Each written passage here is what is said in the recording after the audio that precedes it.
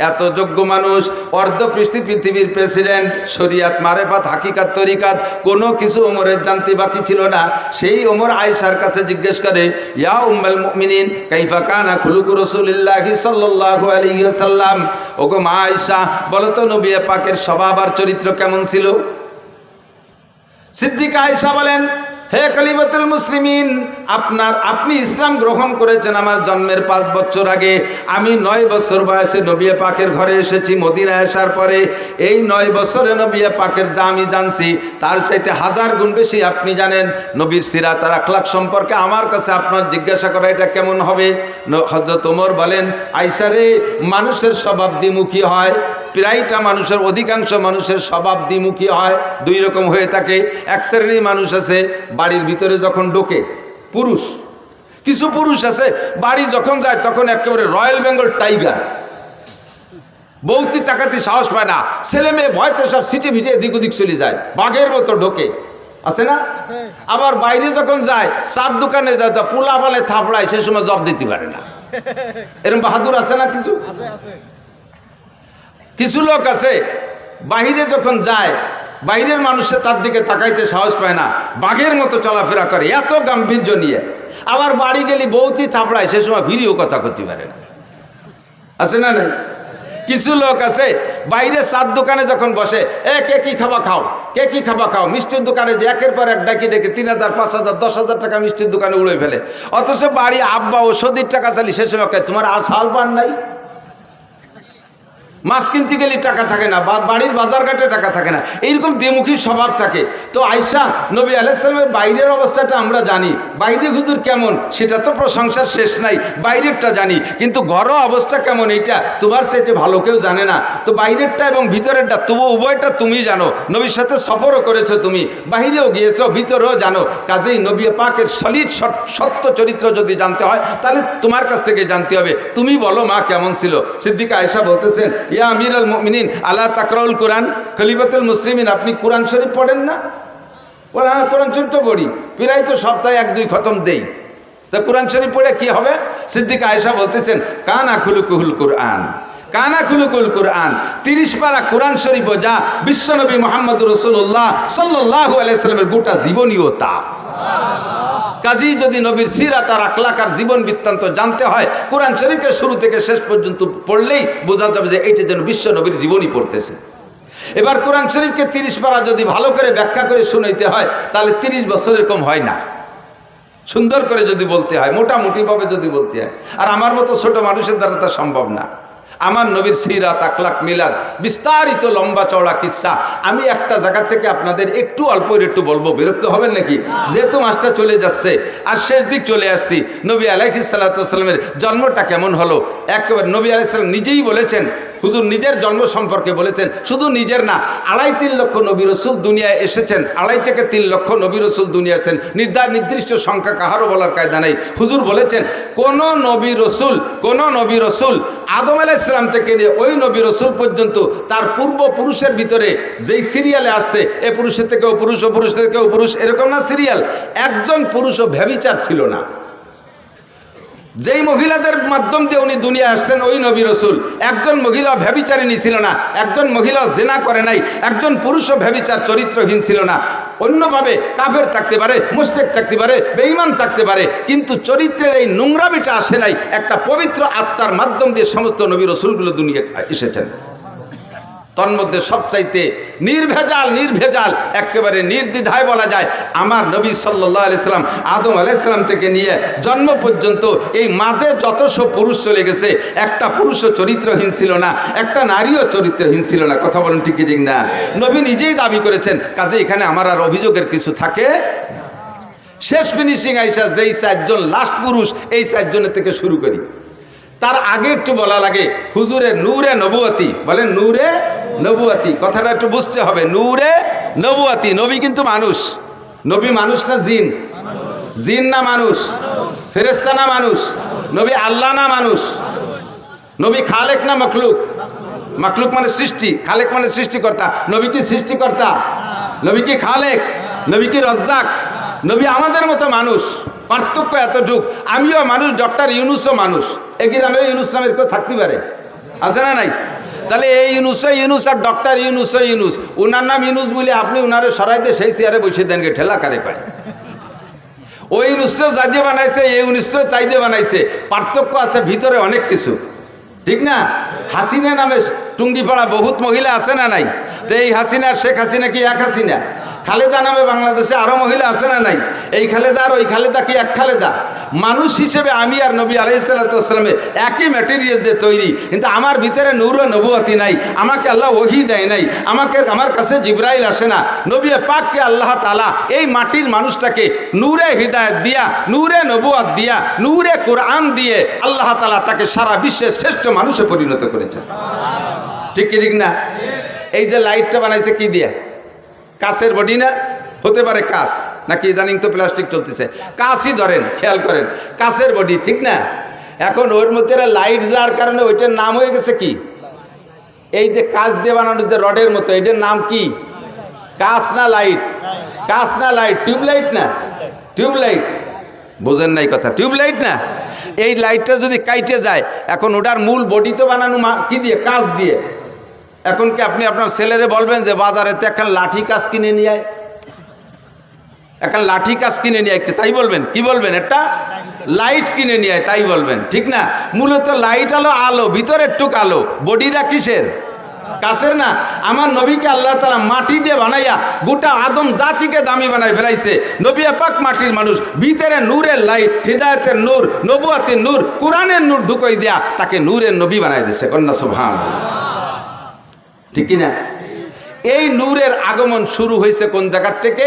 শেষ জামানায় হযরত ইব্রাহিম আলাইহিস সালামের ছেলে ইসমাইল থেকে শুরু হয়েছে। ইসমাইল আলাইহিস সালামের ভিতরে আল্লাহ তাআলা আমাদের নবীর আগমন উপলক্ষে এই নূরে নবুয়তিটা ফোকাস দিয়ে দিয়েছে। ইব্রাহিম আলাইহিস সালামের দুই ছেলে ইসহাক আর ইসমাইল।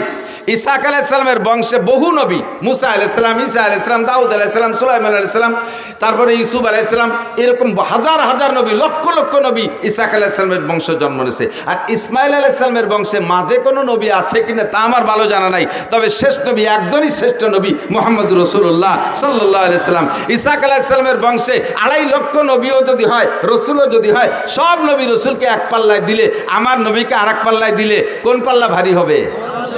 ভয় পাচ্ছেন? কোন নবীরে খাটো করছি না, নবীরা তো অনেক উপরের। তারপরে আল্লাহ তাআলা যদি আমাদের নবীকে দামি বানাইছে, বা দেখো দা বুজুর্গ তুই কিসসা মুক্তাসার, আল্লাহর পরে এই জগতে সবচাইতে দামি আমাদের নবী মুহাম্মদুর রাসূলুল্লাহ সাল্লাল্লাহু আলাইহি ওয়াসাল্লাম। কথা বলুন ঠিক কি ঠিক না?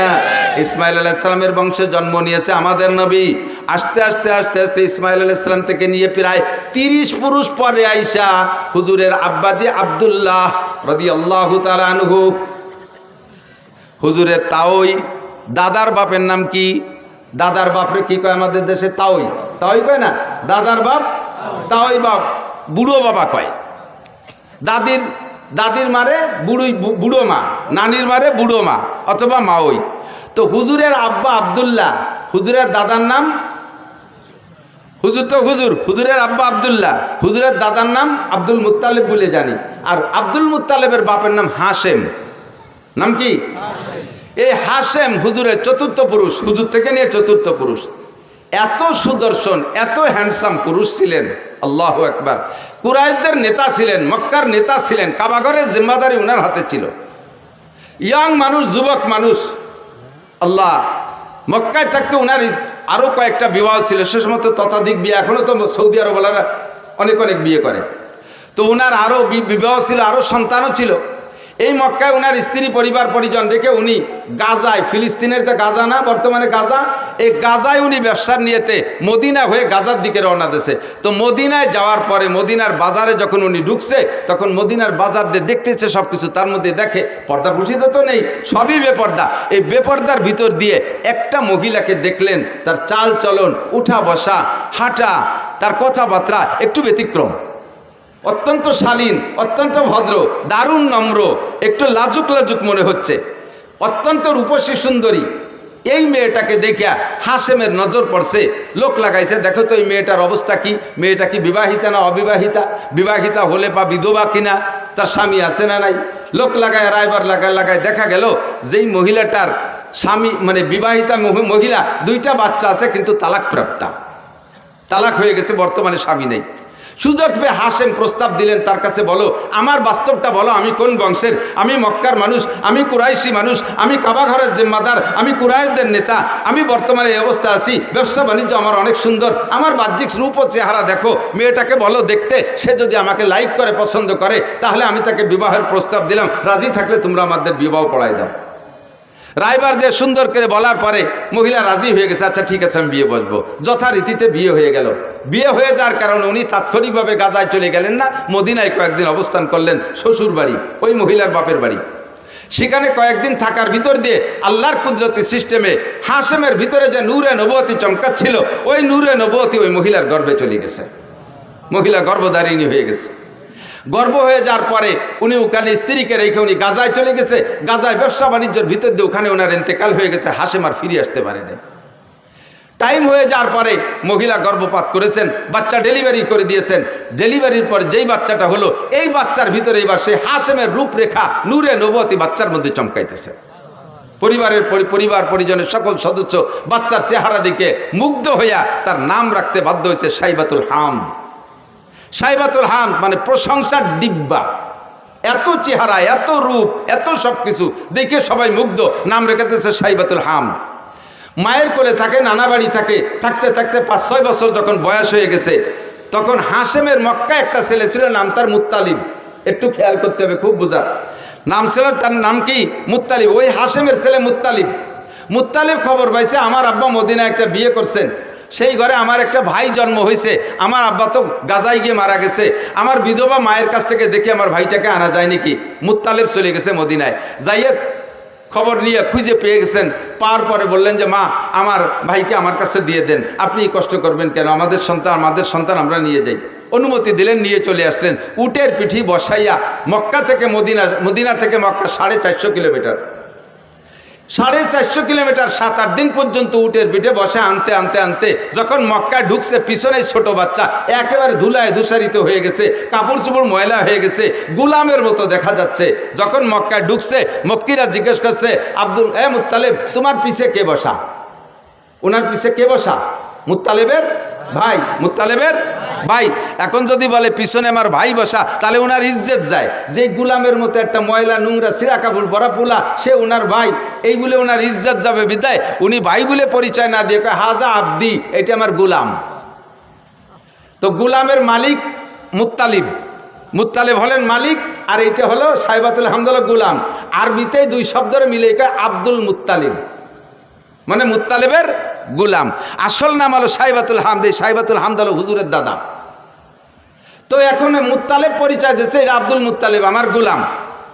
এরপরে বাসায় নিয়ে ধুয়ে মুছে পরিষ্কার করে কাপড় চোপড় নতুন করে পড়াইয়া তার নামে তারে পরিচিত করে দিতে চেষ্টা করতেছেন। কিন্তু আর কোনোদিনও মানুষ তাকে সাইবাতুল হামদ বলে ডাকে না, তারা আব্দুল মুত্তালিবকেই ডাকে।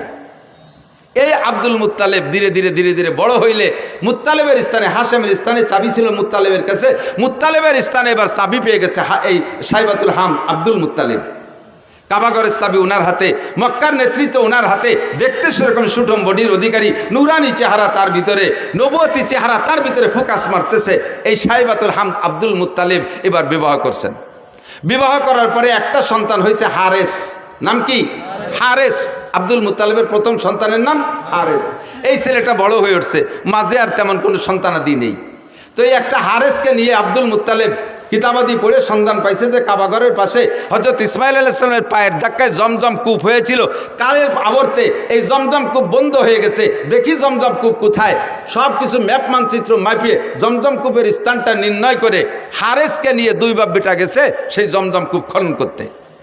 তার উপরে অনেক পাথর চাপা পড়ে আছে। 2 বাপ বেটা পাথর সরাইয়া জমজম কূপকে আবিষ্কার করবে, বের করবে, এটা খুব কঠিন ব্যাপার। 2 দিন 3 দিন পর্যন্ত খোঁজার পরে জমজম কূপ বের করতে পারে নাই। একটা সন্তান, তো আমাদের দেশে সুখী সন্তান, এক সন্তানের আব্বা বহুত আছেন না?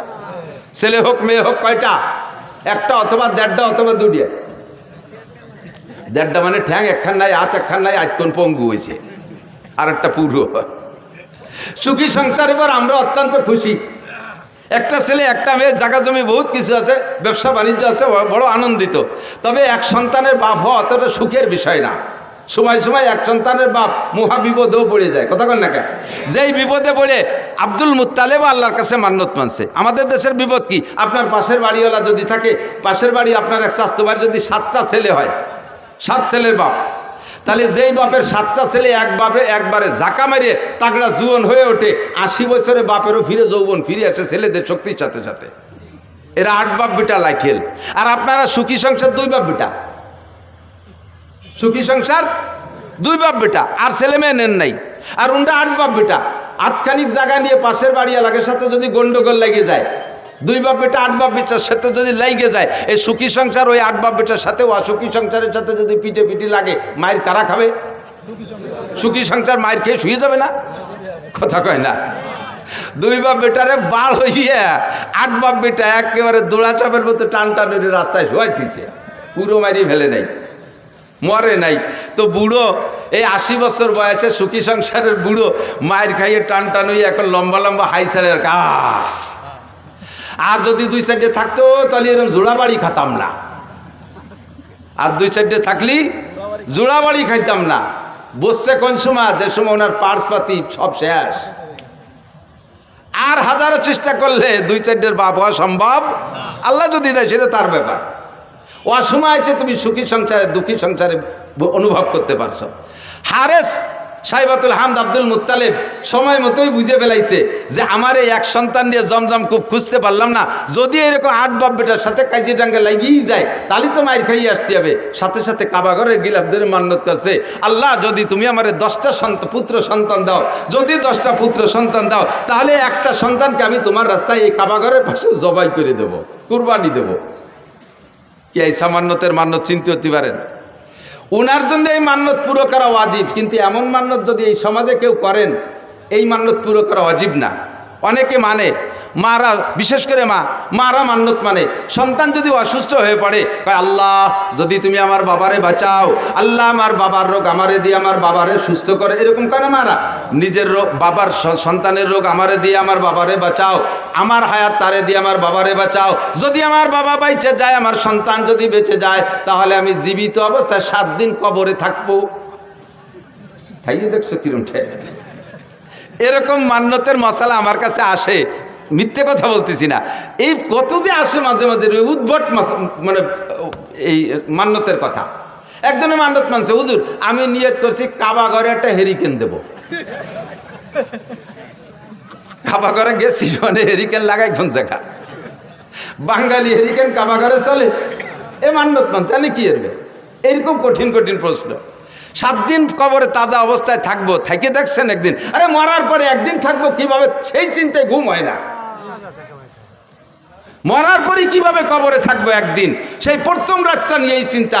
কবরের প্রথম দিন মার রব্বুকা মা দীনুকা আমান হাযার রাজুলুল্লাযী বুইসা ফীকুম, 3টা প্রশ্নের জবাব আমাকে কবরে থেকে দিতে হবে। 3টা প্রশ্ন হবে আমার জন্য, আমার সামনে। এই 3 প্রশ্নের জবাব না দিতে পারলে আমার খবর আছে। ওই রাতটা, ওই দিনটা, প্রথম দিন কবরের ওই সময়টা নিয়ে চিন্তা করে তাই রাতে বিছানায় পিঠ দিয়ে ঘুম আসে না টেনশনে। যারা চিন্তা করে, কথা কন না, ঠিক কি ঠিক না? যাদের মধ্যে চিন্তা আছে তারা ভয় পায়। আর তাজা 7 দিন কবরে থাকবা, এইরকম মান্যত যদি কেউ মানে, এই মান্যত পুরো করা লাগবে না, তার তওবা করে কিছু সদকা আল্লাহর রাস্তায় দিয়ে দিলে হবে। কিন্তু আব্দুল মুত্তালেবের মান্যত পুরো করা লাগবে, সাইবাতুল হামদের মান্যত পুরো করা লাগবে। 10টা পুত্র সন্তানের দোয়া করেছে আল্লাহর কাছে, আল্লাহ যদি 10টা পুত্র সন্তান দাও, একটাকে আমি তোমার রাস্তায় কুরবানি করে দেব। আল্লাহ টপ টপ করে একের পর এক 10টা পুত্র সন্তান দিয়ে দেছে। জমজম খুব খনন করতে সন্তান লাগবে, এই জন্য 10টা সন্তান চাইছে। কয় বাব্বিটা মিলিয়ে এবার জমজম খুব আবিষ্কার করেও ফেলাইছে। এখন সন্তানকে কুরবানি দাও, কোনটারে কুরবানি দেবে? ভাগ্যক্রমে আস্তে আস্তে 10 নম্বর সন্তান আব্দুল্লাহর ভিতরে, ওই সাইবাতুল হামদের মধ্য থেকে এতদিন অন্য কোনো সন্তানের ভিতরে প্রকাশ পায় নাই, আব্দুল্লাহর ভিতরে নূরে নবুয়তি চমকাইছে। 10টার ভিতরে এবার যেটা সবচাইতে সুদর্শন চেহারাওয়ালা, তারে কি হাতে ধরে জবাই দিতে মনে কয়? চাইতেছে যে ঘুরে ফিরে অন্য একটারে, যেটা বুসা টুসা একটু কালা টালা আছে, ওর একটারে মারি দিয়েছে মান্যত পুরো করে। কিন্তু তবুও তো সন্তান, তবুও কোনোভাবে কি আব্বা জবাই দেওয়া সম্ভব? কিন্তু মান্যত করছে, আল্লাহর অর্ডার পূরণ করতেই হবে। এখন কারে জবাই দেবে কোনো নির্ধারিত করে না যে 8 নম্বর ডানা, 6 নম্বর ডানা, 1 নম্বর ডানা, 10 নম্বর ডা। কাজেই একটারে বের করতে লটারি লাগবে। এবার একের থেকে হারেস থেকে নিয়ে লটারি করা শুরু করছে। যে কয়বার লটারি করছে 3 বার, প্রত্যেকবার আব্দুল্লাহর নাম আসে, যেটারে সবচেয়ে ভালোবাসে, যারে বাঁচায় রাখার জন্য লটারির পদ্ধতিতে গেলেন সেইটার নামই আসে বারবার। তো যেহেতু 3-4 বার বা প্রত্যেকবার লটারিতে ওই একই নামে আসে, এখন তারে তার বাঁচানোর উপায় নেই। তো বাবা জামা কাপড় পরে রেডিও, তোমারে জবাই দিই। আল্লাহর হুকুম, আল্লাহর মান্যত পুরো করতে হবে। বাস্তব কাজেই ছেলেও কোনো দ্বিমত না করে জি আব্বা চলেন যাই, ছেলেকে নিয়ে গোটগাট করে রওনা দিছে।